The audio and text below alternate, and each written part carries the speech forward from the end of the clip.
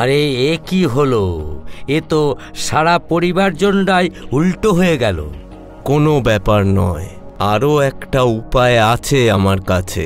অনেক বড় নামডাকওয়ালা জাদুকর আসছে এখানে, আমি তাকে শিখিয়ে দেব। সে তার জাদুর নমুনা রাজসভায় পেশ করার পর কাউকে কিছু একটা করে দেখাতে বলবে। মহারাজ সেই কাজ নিঃসন্দেহে তেনালিকেই করতে বলবে। এতে তো কোনো সন্দেহই নেই যে তেনালি তার মোকাবিলা করতেই পারবে না, আর যে মান সম্মান সে এতদিন কামিয়েছে তা মাটিতে মিশে যাবে। কিন্তু সেই জাদুঘর তেনালিরামের করবেটা কি? আরে কিছুই করবে না, শুধু তাকে ছোট করার চেষ্টা করবে। আরে কোষাধ্যক্ষ মহাশয়, সেই জাদুকরটা করবে কি? আরে জাদুর খেলা দেখাবে, জাদুর খেলা। ডিমকে ইঁদুর বানিয়ে ফেলবে আর পাখিকে পিঁপড়ে বানিয়ে ফেলবে। বেশ, সে যদি এমনটাই করতে পারে তবে আমার একটা কাজ করে দিন, তাকে দিয়ে সব ঝামেলাই শেষ হয়ে যাবে। কি ধরনের কাজ? যদি সে পাখিকে পিঁপড়ে বানাতে পারে তবে তাকে বলবেন সে যেন তেনালিরামকে কাক বানিয়ে দেয়, কাক। হ্যাঁ,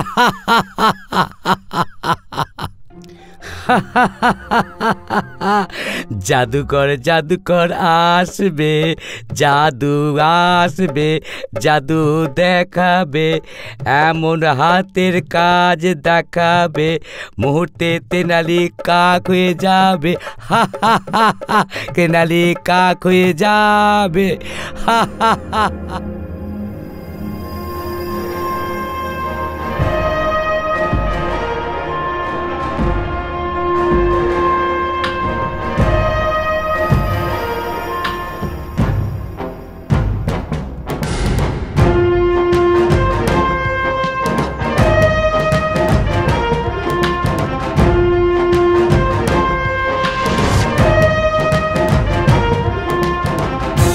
মহারাজ, রাজ দরবারের কাজকর্ম শুরু হওয়ার আগে আমি আপনাকে আর দরবারকে এটা সূচিত করতে চাই যে একজন অনেক বড় জাদুকর বিজয়নগরের পাশ দিয়ে যাচ্ছিলেন।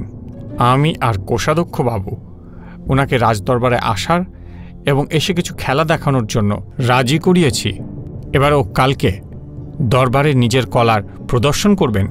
খুব ভালো কোষাধ্যক্ষ মহাশয়, আপনি সত্যিই খুব ভালো কাজ করেছেন। কিন্তু আপনি উনার বিজয়নগর দিয়ে যাওয়ার কথা কি করে জানলেন?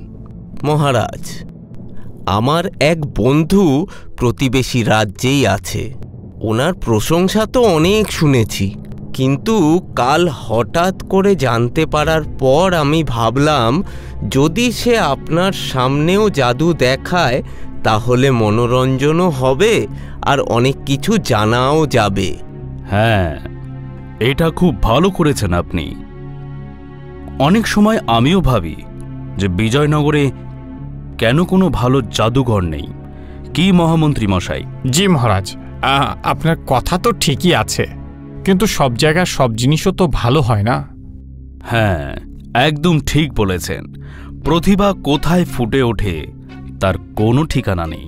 কোষাধ্যক্ষ মহাশয়, আপনি সেটা সুনিশ্চিত করেছেন তো যে এবার এই জাদুকর মশাই এমন না কিছু বলে দেন যে আমাদেরই কিছু করে দেখাতে হয়?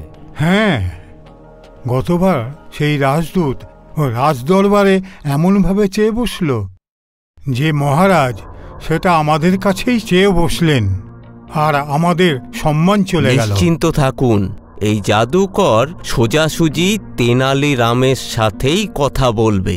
আমাদেরকে মহারাজ কিছু বলবেন এরকম পরিস্থিতিই তৈরি হবে না। হ্যাঁ, তবে ঠিক আছে, কিন্তু সে চিনবে কি করে তেনালিরামকে?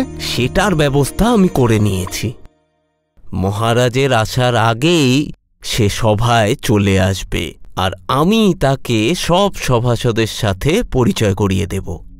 হ্যাঁ, তেনালির সাথে পরিচয় করাবার সময় তেনালির প্রশংসাও করে দেবেন, যাতে তাকে ঠিক করে দেখে আর ভালোভাবে দেখে মেপে রাখে। হ্যাঁ, যদি সম্ভব হয় তবে দেখা করার সময় বলে দেবেন যে তেনালি এই শতাব্দীর সবচেয়ে বুদ্ধিমান মানুষ। তাতে কি হবে? হিংসে, ঝগড়া, নিজেকে সবচেয়ে চালাক বা চতুর ভাবা জাদুকর এটা শুনে রেগে আগুন হয়ে যাবে। আর হ্যাঁ, তার কথাবার্তায় যেন আগুন ঝরে, আগুন।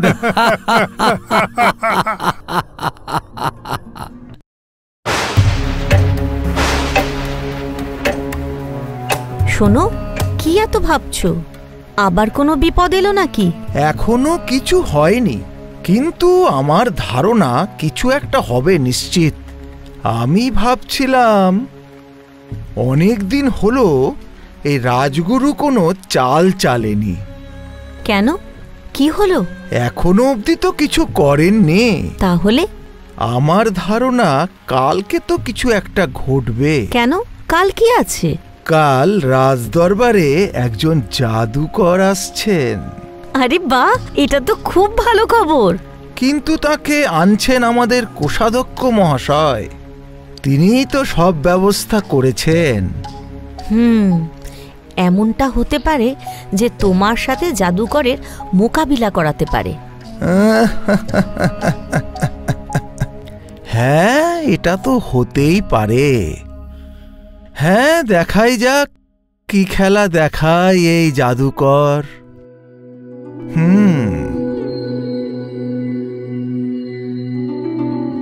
হ্যাঁ, তো সেনাপতি সাহেব, কি খবর আছে বিজয়নগরের? হ্যাঁ বাদশাহ সালামত, সব তেমনই চলছে যেমনটা আগে চলছিল। আর সেনাপতির প্রস্তুতি? সেনাদের প্রস্তুতি ও চড়েদের মতে তেমন বিশেষ কিছুই নেই। আর মহারাজ কৃষ্ণদেবের শারীরিক অবস্থা? খুব ভালো আছে। রোজ 1 সের তেল ব্যবহার করেন আর সারাদিন কুস্তি তরোয়াল বাজির মহড়া করেন যতক্ষণ না সব তেল বেরিয়ে যায়।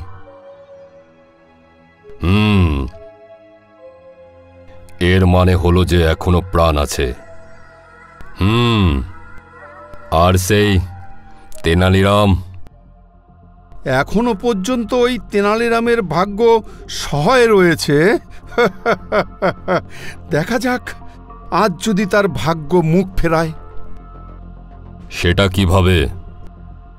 আমাদের সেই জাদুকর বাবা আজ বিজয়নগর রাজদরবারে গিয়েছেন। আরে, উনি আবার কিভাবে গেলেন আমাদের শত্রুর দরবারে?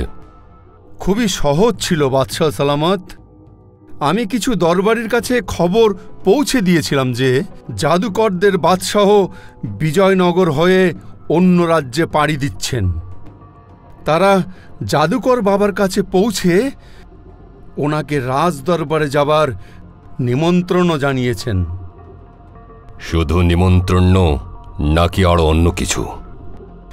বাদশাহ সালামত, সেটা তো আপনি জানেনই। আমি আমার দৃষ্টি আমার শিকারের থেকে সরাই না। সেই খবর সেই দরবারীদেরই দেওয়া হয়েছিল যারা তেনালিরামের কট্টর বিরোধী। খুব ভালো, খুব ভালো। তাহলে তো নিঃসন্দেহে আজকে তেনালিরামের দুর্ভাগ্য চরমে আছে।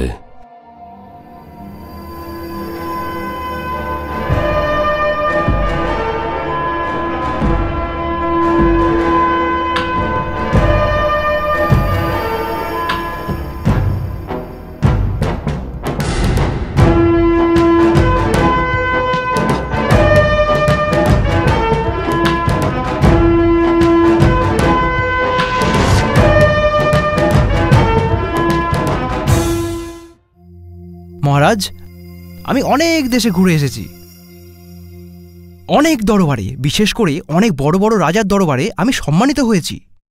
আমি খুব খুশি যে আমি আপনার দরবারে আমার জাদুর প্রতিভা দেখাতে চলেছি। মহারাজ মহারাজ মহারাজ, আপনার অনুমতি থাকলে আমি কি আরম্ভ করতে পারি? অনুমতি দিলাম। তাহলে রাজ দরবারিগণ তৈরি থাকুন বিনা চোখের পলক ফেলে আমার জাদু দেখার জন্য।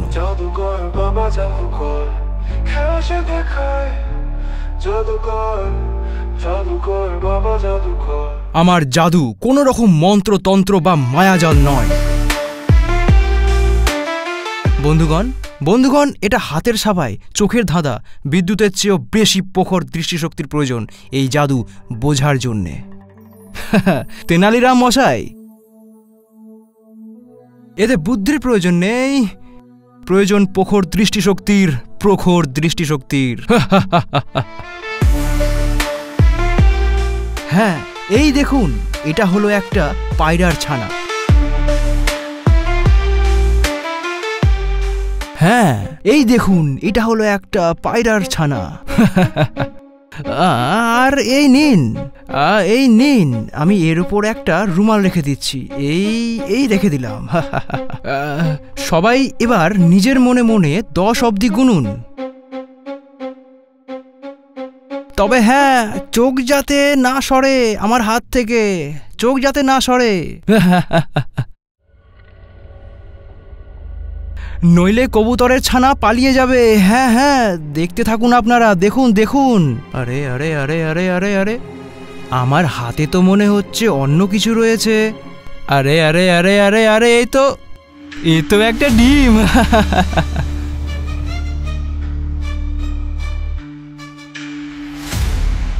মহারাজ, আপনার দরবারে যতজন দরবারি আছেন প্রত্যেকের দৃষ্টিশক্তি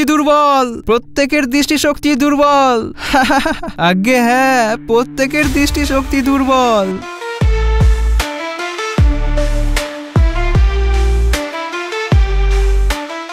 আরে কেউ ধরতে পারেনি।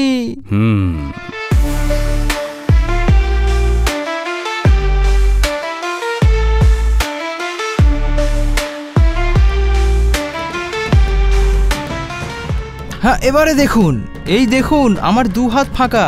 আগে হ্যাঁ, একদম ফাঁকা। আর এবার এখন আমি আমার বাম হাতে একটা রুমাল রাখবো। এই হলো সেই লাল রঙের রুমাল।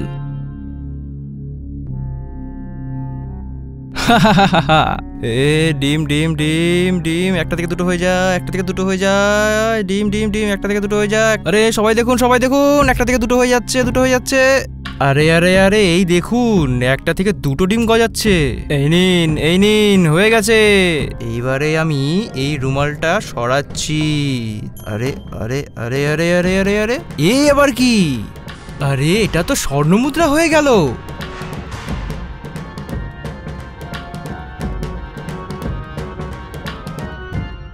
আরে ভাই, ডিমটার কি হলো? কোথায় গেল ডিমটা? আরে ভাই, আপনারা তো দেখছিলেন। আরে একজন রাজার দরবারি এত অপদার্থ যে ডিমটাকে যেতে বা আসতেও দেখতে পেল না।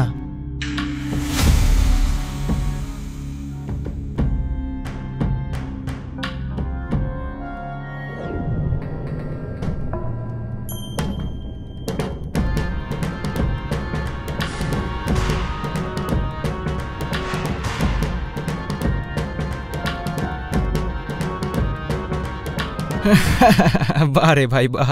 এবার দেখুন, আমি এই স্বর্ণমুদ্রাকে ওপরে ছুঁড়ছি। আপনারা বলবেন কোথায় গেল? এই দেখুন, এই হলো একটা স্বর্ণমুদ্রা, আর এটাকে আমি উপরে ছুঁড়ে দিচ্ছি। দেখতে থাকুন, এই ছুঁড়ে দিলাম স্বর্ণমুদ্রা। আরে কোথায় গেল ভাই? আরে ভাই গেল কোথায় গেল? আমি তো ছোড়ার দিকেই ধ্যান দিয়েছিলাম। কিন্তু আপনি তো দেখছিলেন তেনালিরাম মশাই। কি দেখছিলেন তো তেনালিরাম মশাই? দেখছিলেন, হ্যাঁ দেখছিলেন তেনালিরাম মশাই। আপনি তো খুবই বুদ্ধিমান, তাও ধরতে পারলেন না? ধরতেই পারেননি। ওরে বাহ, আমার মাটির মাধব রে। এবার দেখুন তেনালিরাম মশাই, আমি আপনার এই আসনটাকেই গায়েব করে দেব। আচ্ছা থাক, ছাড়ুন, খুব মানহানি হবে এতে, খুব মানহানি। এই দেখুন, এই সোনার আংটিটি আছে আমার হাতে। তেনালিরাম মশাই একটা ফু দেন তো এতে, দিন দিন। আরে আরে আর আপনি রেগে যাচ্ছেন কেন? আরে না রেগে একটা ফু দিন না। ফু দিয়ে দিন তেনালিরাম। ফু এরকম করুন আর কি। আরে এটা তো খেলা আছে, রাগ ছাড়েন, ফু দিন। আরে মারুন না ফু। আরে ফু দিতে তো আর টাকার প্রয়োজন হয় না। এই সোনার আংটিটা তো হাতের বালাই পরিণত হলো। আরে তেনালিরাম মশাই, এই জাদুটা তো আমি আপনার সামনেই করলাম, আর আপনি বুঝতেই পারলেন না। সবাই তো বলে আপনি নাকি খুবই বুদ্ধিমান। যাই হোক দর্শকগণ, জাদু তো অনেক আছে আমার কাছে, তবে আরো কিছু দেখাবার আগে এটা আমি জানতে চাই যে এমন কি কোনো প্রতিভাবান আছে যার হাতে বিদ্যুতের গতি আছে, যে আমার চেয়ে ভালো না হোক আমার মতোও কারনামা দেখাতে পারে? কোনো এমন কি কেউ আছে এই দরবারে যে সেটা করে দেখাতে পারে যা আমি করতে পারি? হ্যাঁ, যা আমি করতে পারি তা কেউ যদি করে দেখাতে পারে, তাহলে আমি সে যা চাইবে তার ইচ্ছে মতো পুরস্কার দেব। আমি রাজি। দেখো জাদুকর, আমি চোখ বন্ধ করে এমন কিছু করতে পারি যা তুমি খোলা চোখেও করতে পারবে না। তেনালিরাম মশাই, আপনি যেটা বন্ধ চোখে করে দেখাবেন সেটা যদি আমি খোলা চোখে করে না দেখাতে পারি, তাহলে আমি সারা জীবন আপনার দাস হয়ে থাকব। নইলে আপনি আমার দাস হয়ে থাকবেন। বলুন মঞ্জুর, বলুন মেনে নিচ্ছেন? আমি রাজি।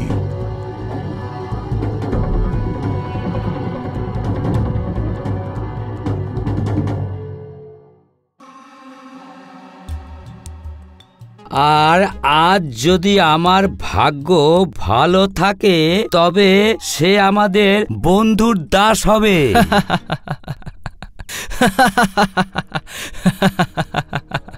ব্যাস, আর কিছুক্ষণের মধ্যেই এখানে একজনের স্বাধীনতা শেষ হতে যাচ্ছে। হয় আমি তেনালিরাম মশাইয়ের দাস হয়ে থাকব, অথবা চিরদিনের জন্য তেনালিরাম মশাইয়ের গলায় আমার শেকল ঝোলাবো। তেনালিরাম মশাইয়ের গলায় আমার শেকল ঝোলাবো। তেনালিরাম মশাইয়ের গলায় আমার শেকল ঝোলাবো।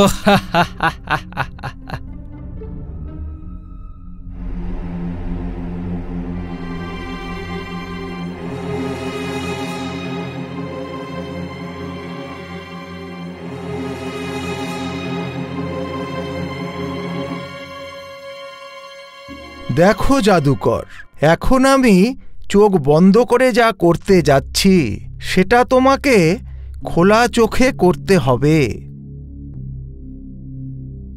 আরে এ কি, লাল শুকনো লঙ্কার গুঁড়ো? ওহো, তেনালিরাম তার বন্ধ রাখা চোখে লাল লঙ্কার গুঁড়ো ছেটাবে, আর আমাকে খোলা চোখের মধ্যে লাল লঙ্কার গুঁড়ো ছেটাতে হবে। খোলা চোখে লাল লঙ্কার গুঁড়ো। সবচেয়ে বড় জাদুকর তেনালি হচ্ছে বাজিকর। সবচেয়ে বড় জাদুকর বুদ্ধি ব্যবহার করে, যুক্তি ব্যবহার করে, নতুন না আমি এটা করতে পারবো না। এবার কি করব? আমাকে ক্ষমা চাইতেই হবে।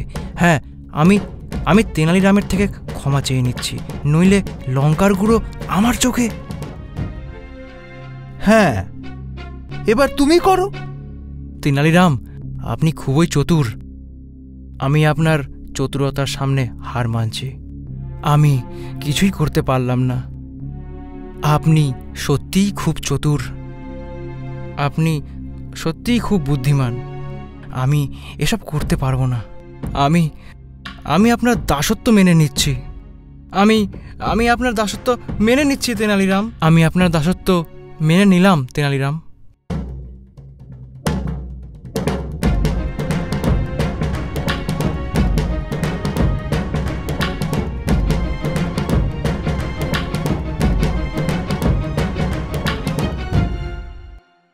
আমি তোমাকে দাস বানাতে চাই না জাদুকর।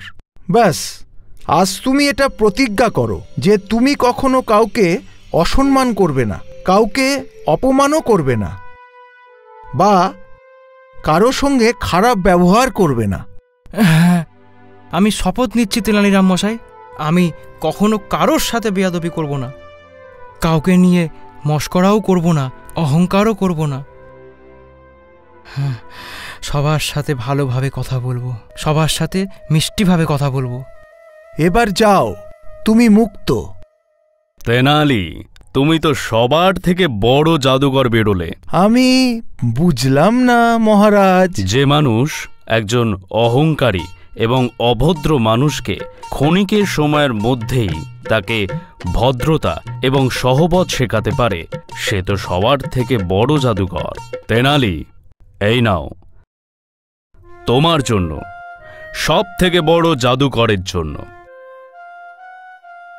রাজগুরু মহাশয়, কি হলো? এ তো জাদুঘরও হয়ে গেল। এবারে যদি আপনি একটাও কথা বলেন তবে ওই পড়ে থাকা লাল লঙ্কার গুঁড়ো আপনার চোখে ঢেলে দেব। হ্যাঁ, সবচেয়ে বড় জাদুকর তেনালি হচ্ছে বাজিকর। সবচেয়ে বড় জাদুকর বুদ্ধি ব্যবহার করে, যুক্তি ব্যবহার করে, নতুন নতুন চাল চালায়, শপথ সবাইকে দেখায়, ঠকা নয় শুধু খেলা দেখায়, প্রতিটি সমস্যার সমাধান করে যায়। সবচেয়ে বড় জাদুকর তেনালি হচ্ছে বাজিকর।